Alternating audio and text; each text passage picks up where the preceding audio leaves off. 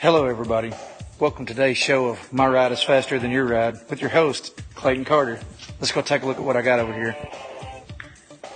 Now what we've got here is somewhere between 100 and 1,050 horsepower of 350 cubic inch Chevrolet motor here. This thing is going to make so much power, well, probably closer to the 100 horsepower mark, but still, it's going to make so much power. It's going to push a third gen so fast that it's actually going to travel back in time, just like Back to the Future. Don't believe me? Well, believe it.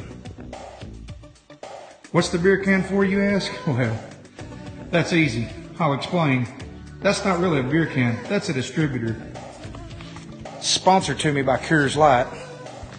You see, Coors Light heard I had some kind of secret project going on down here, and they called me and said, Clayton, we heard you had some next level shit going down up there. We want to be part of it. We got lots of money to spend. And I said, okay.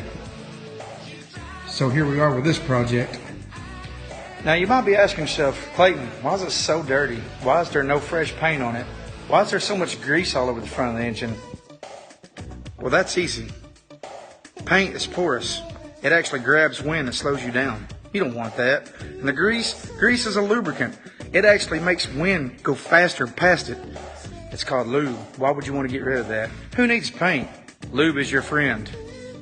But let's keep that a secret for now.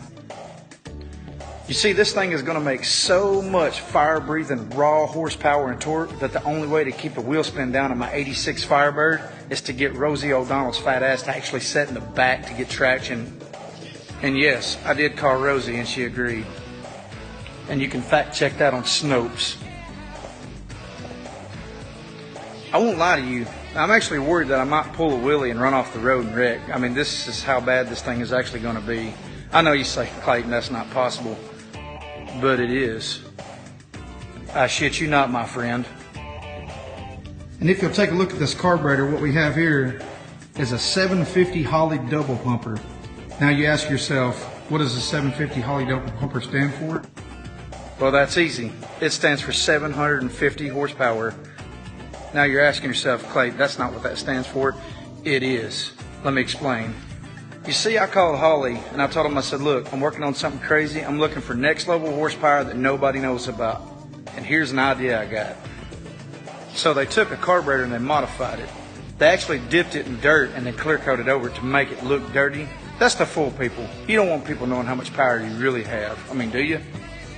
But what they don't actually know is they've revised this front bowl to hold nitrous. You might ask yourself, well, Clayton, how much nitrous are we talking about? A 750 shot of nitrous, which in turn is how we're going to get 750 horsepower out of this carburetor. See these Brodix valve covers? Well, they're not actually sitting on Brodix heads, but we're going to keep that a secret for now. By my calculations, it's going to produce so much horsepower that it's going to be so loud, I'm going to have to run 11 mufflers back to back off each bank. That's the only way I'm going to be able to keep this thing quiet enough that it'll actually keep from killing people from the noise. You get what I'm saying? Now you may be asking, Clayton, what's the internals of the engine? I mean, what's the cam size? What pistons are you running? What's actually done to the heads? How light is your crankshaft? I'm not going to tell you that. That's a secret.